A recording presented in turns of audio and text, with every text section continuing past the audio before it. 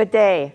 Thank you for tuning into this general election candidate forum for the Tumwater City Council. The forum is presented by the League of Women Voters of Thurston County and TCTV. The League is a nonprofit, nonpartisan political organization that encourages the informed and active participation of citizens in their government. The League registers new voters, studies issues, and advocates for its positions with the legislature. Despite its name, the League is open to both men and women of voting age. I'm Mary Moore from the League, and I'll be moderating this forum. The candidates for position 2 are Tom Oliva and Stephen Samala. Did I get that correct, gentlemen? Good. For this forum, the candidates will have 2 minutes for the opening statement, and then I will ask them questions in alternating order. The person first asked the question will have 2 minutes to respond, followed by 1 minute from the other candidate. There will be 1 minute for closing statements at the end. We'll begin with the opening statements from the candidates, beginning with Tom. Okay, very good, thank you. Well, I'm Tom Oliva, and first I want to thank the League of Women Voters and Thurston Community Television for offering us this opportunity to express our views today.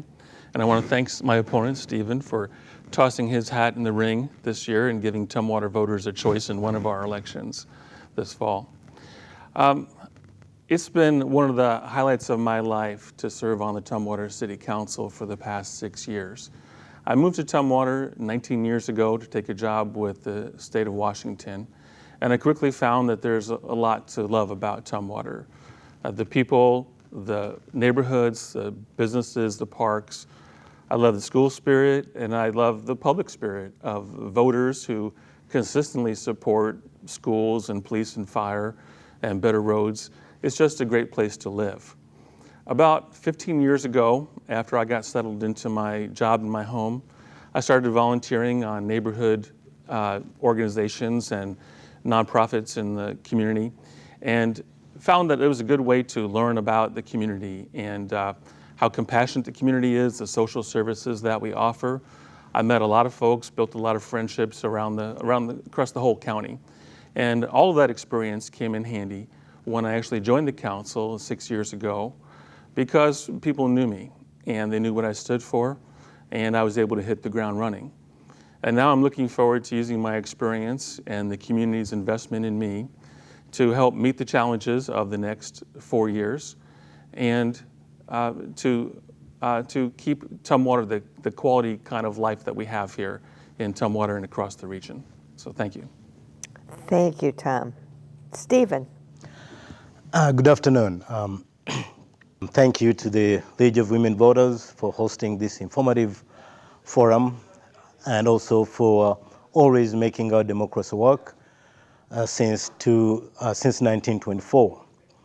For those who don't know me, I'm Stephen Samala. I'm running for Tumwater City Council, position 2. And I'm running because I'm passionate about my city. I would like to promote and improve economic development, improve accountability, and transparency within the city government. My work as a lawyer, as an instructor of political science at South Puget Sound Community College, as well as a former Assistant Attorney General for the Washington State, and a former delegate to the Constitutional Assembly of Uganda, a body that wrote the Uganda Constitution currently in place. I feel I'm well prepared to bring a well-deserved contribution to the city. Being a good city member, it requires a lot of collaboration, integrity, and humility. Humility is what I bring, because I do believe that, as the former Secretary of Agriculture, Mr. Ezra Benson, once said, that pride is concerned only with who is right, but humility is concerned with what is right. I always do the right thing, and I always collaborate with the people of Tumwater and all the stakeholders to do the right thing for my city. Thank you so much. I'm going to ask you the first question, Stephen. You'll have 2 minutes to answer it, and then it will go to Tom, where he'll have 1 minute to answer it. This is the first question. Would you say Tumwater's current financial resources are sufficient to meet the needs of the city in the next 4 years? And if not, what additional resources would you suggest be tapped?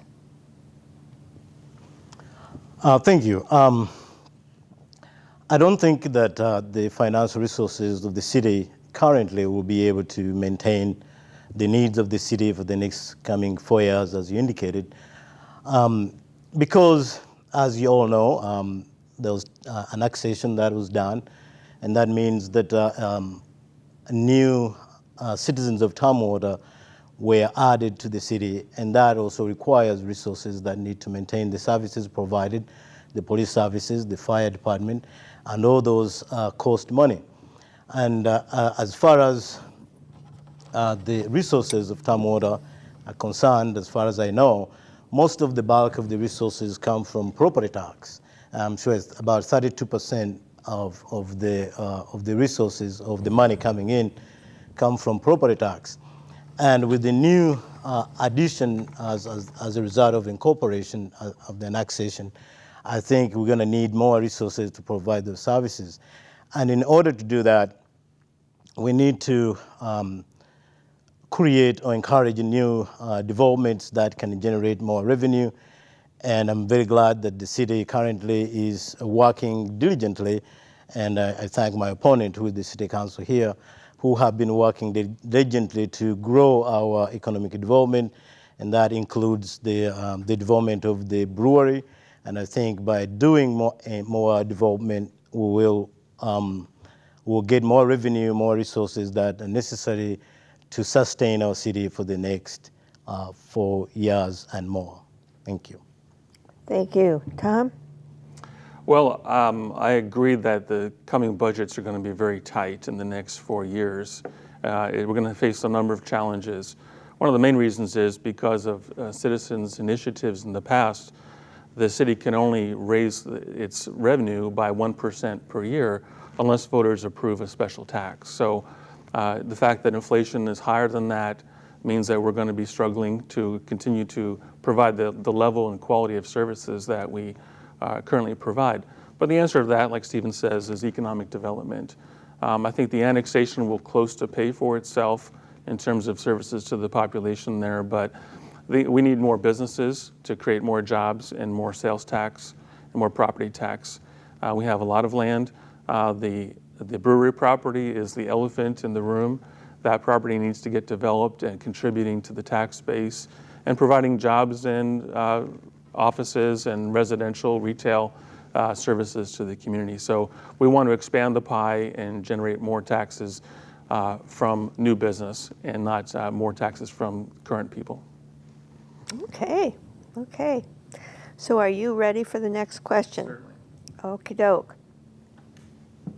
What have you done, or would you do, if elected, to enable actions or policies to preserve urban farms in your area?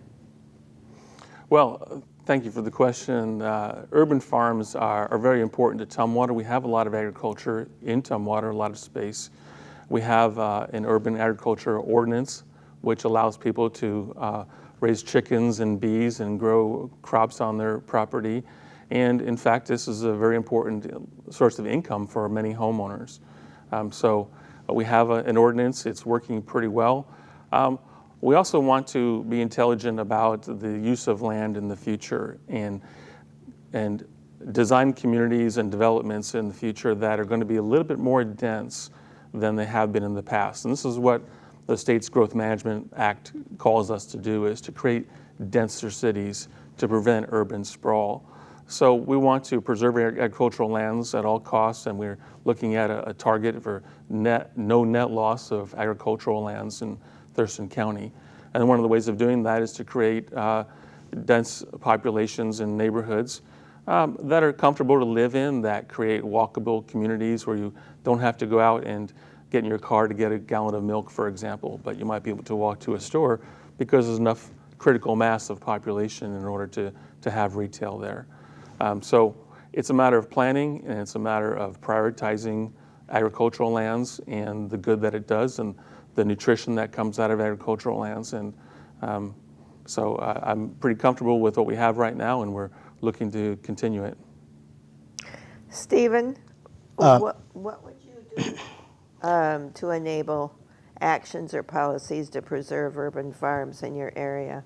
Yeah, thank you. I think preserving urban farms is very important as a source of food, income for those people who own those farms. And I think the most important thing that the council should do, and as my opponent indicated, there's an ordinance, and that is very important because the ordinance or the rules preserve or conserve those agriculture farms. But more so, as we talk about development, indeed we talk about economic development, and economic development usually may encroach upon those urban farms, but it's very important that we conserve and we understand that the importance of those farms, and they need to be protected. And therefore, when we are zoning for economic development, we need to be aware that proper consideration is given to the farms so that we still maintain them for the services that they provide for our city and for our people. Thank you. Thank you. Thank you. Stephen, I'm going to then come back to you, and I'm going to ask you this next question. You'll have 2 minutes to respond, and then you'll have one, Tom. There is movement towards a home rule charter for Thurston County. Would you support home rule? And if not, why not? Thank you. I think that as we know, the home rule is what allows cities to choose what kind of government or administration they want to have. And currently we do have commissioners, and there is the as you indicated, the ongoing effort to change and maybe from the commissioner to something else. And personally, I would support the change because usually when changes are made, sometimes they're good for the people, and this is an effort that is being made by the people. And if the people choose to a particular direction, I'm a strong believer that that the people themselves know what they want and how they want to be governed, and I'll fully support whatever effort that comes out of it. It may be good for the county at large, and we have had the commissioners for a long time, and maybe as people have decided, if people decide they want to change, I think I'm very supportive of the change. Okay.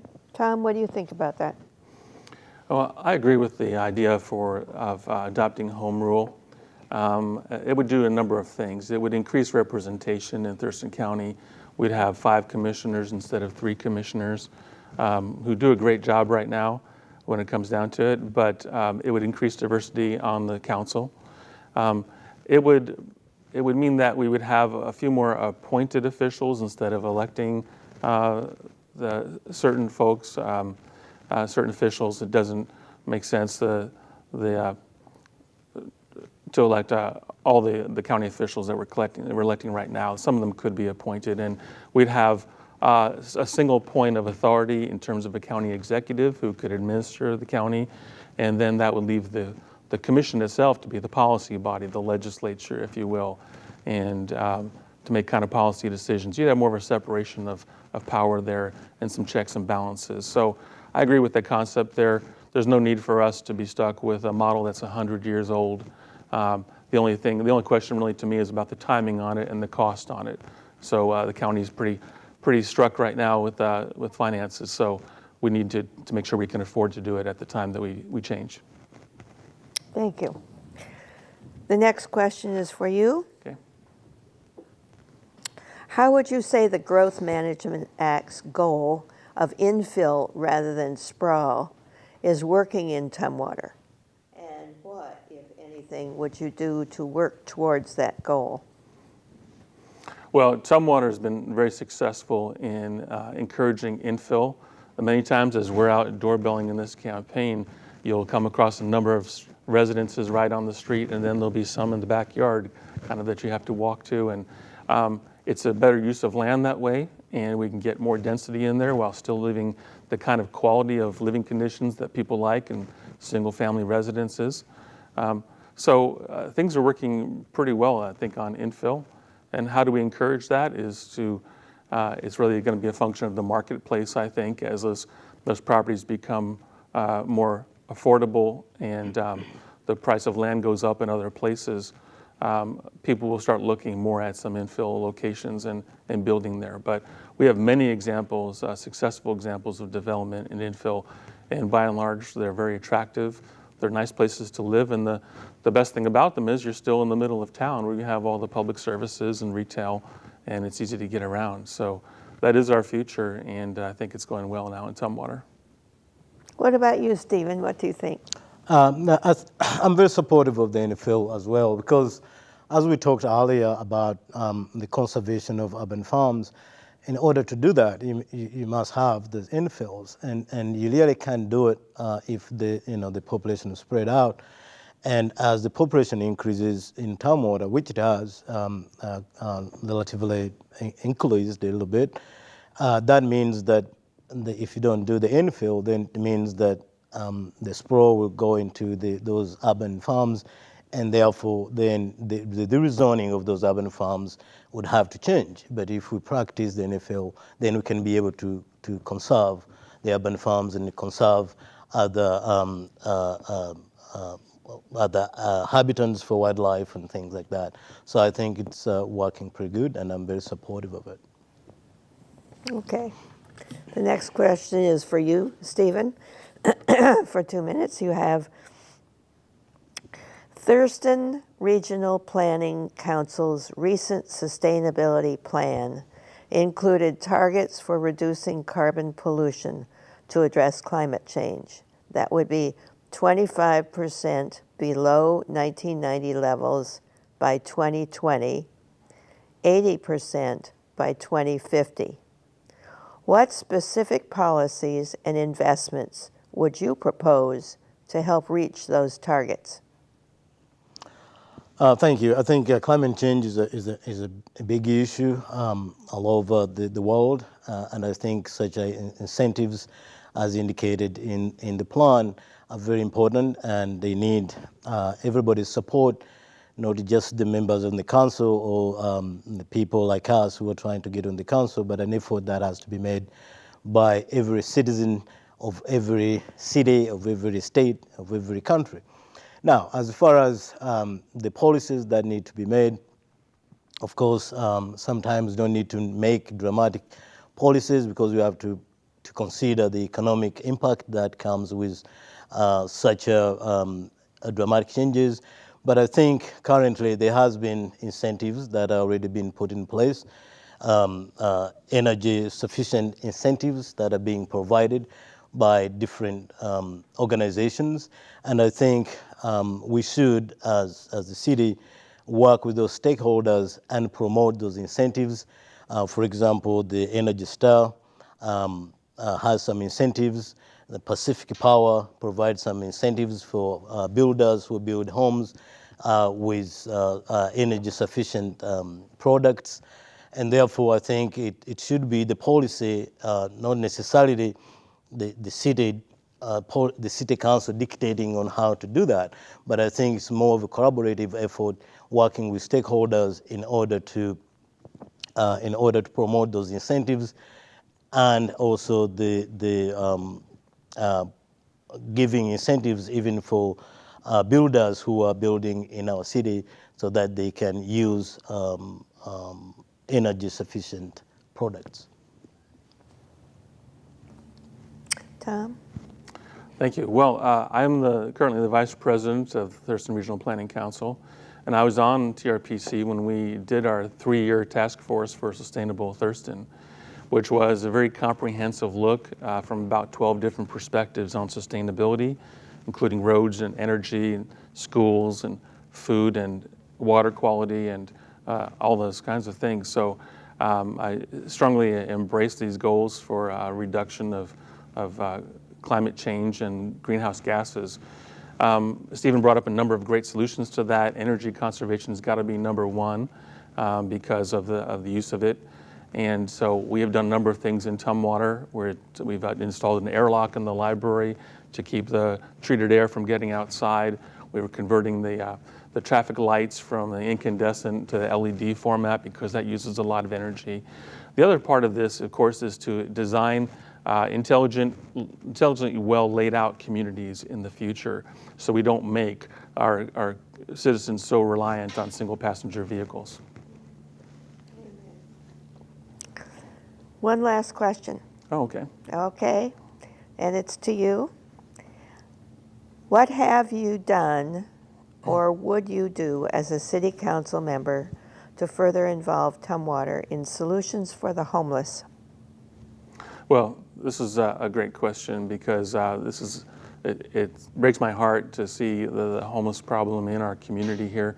I've gone out on several of the census counts for the homeless that we do every January, and it is just kind of sobering to see the conditions that people in our community live in, just basically off the grid. They're primitive conditions and very often unsanitary conditions. So there's a couple of things. First of all, to treat the problem as it is right now, our community has a robust continuum of solutions for homelessness, and all encouraging rapid rehousing, whether people need a place to stay for a night or a couple of nights, or a short term, a little bit larger than that, or even long term. We've got Quixote Village where people are staying for many years. But we need more resources developed and appropriated to those kinds of things. We need to encourage the things that the Habitat for the Homeless has done. Habitat for Humanity. They've got urban villages that cluster smaller cabins on smaller pieces of land in the infill and are able to put people into housing that they build in some degree by themselves. So that's part of the problem, dealing with the issue as it occurs right now. But we also need to look at the root causes of homelessness, things like mental illness and substance abuse, and just a stronger economy, so that people have jobs, because that's going to be the best social program of all, is to have a way to support your family. It is a slippery slope when you lose your job, and many people are not very far away from being homeless. So it's important to have a good safety net and also be proactive on this and try to curb the problem from happening in the first place. Stephen, do you want to? Yes, I think Mr. Oliver brought up some good points about the homelessness problem. I think clearly, for me, the key should be to go the root cause of homelessness. And usually, as Oliver indicated, that it's mental illness, substance abuse, and sometimes, you lose your job, you sometimes end up being homeless. Therefore, it's important for us to really work with stakeholders to try to help the people who are having mental illness, who are suffering substance abuse, and also, again, growing our economy so that people at least have an opportunity to find employment, so that they don't have to lose their home and end up being homeless. So it's a collaborative effort that each and everyone involved, the city, of course, the state, the hospitals, non-profit organizations, we all need to come together to try to solve the problems that really cause mental illness and substance abuse, so that we can at least deal with homelessness. Well, thank you, gentlemen. Now is the time for your closing statements. You will each have 1 minute. We'll start with you, Tom. Okay. Well, again, I thank the League of Women Voters and Thurston Community Television for this opportunity to share our views today. To me, the bottom line is that Tumwater is a great place to live. It is a very well-run city that has excellent public services. It's true, though, we're going to have challenges in the next 4 years, and I would like to use my experience and the ideas I've gotten and the investment the community has made in me to help solve those problems as they arise. We're lucky to live in Tumwater. It's a great place to live, to work, to raise a family. I'm pleased to be endorsed by more than 24 elected officials and a number of private citizens in my election because I've proven the ability to work with them to create solutions to regional problems. I encourage everyone to vote, and I ask for your support on November 3rd. Yes, I'm happy to be living in Tumwater. When I first came to Tumwater in 2006, I fell in love with Tumwater, and I've raised my children here. They have all gone to the schools of Tumwater, and they have gone on to do good things. My son is serving in the United States Army, and I'm very proud of his service. But I think I'm running for this office because I bring a new perspective, a different perspective from a person who fled the government operation and sought refugee status in the United States. I think I have a very, very unique perspective that I bring to the table. And I'm just asking everybody in Tumwater to come November 3rd to give me a chance and bring my unique perspective to the council. And again, I thank the League of Women Voters for hosting this forum and for always fighting for democracy, because without democracy, I think it will be like any dictatorship around in the world. I thank so much for this forum, and thank you for your time. And I thank Tumwater for being so nice to me since I moved in Tumwater in 2006. Well, that brings us to the end of this forum. Thank you, candidates, and thank you, TCTV, and the League of Women Voters for making this forum possible. Viewers out there, we hope that you vote in the November 3rd general election. This election will help you make, this information will help you make informed decisions about your candidates. Goodbye.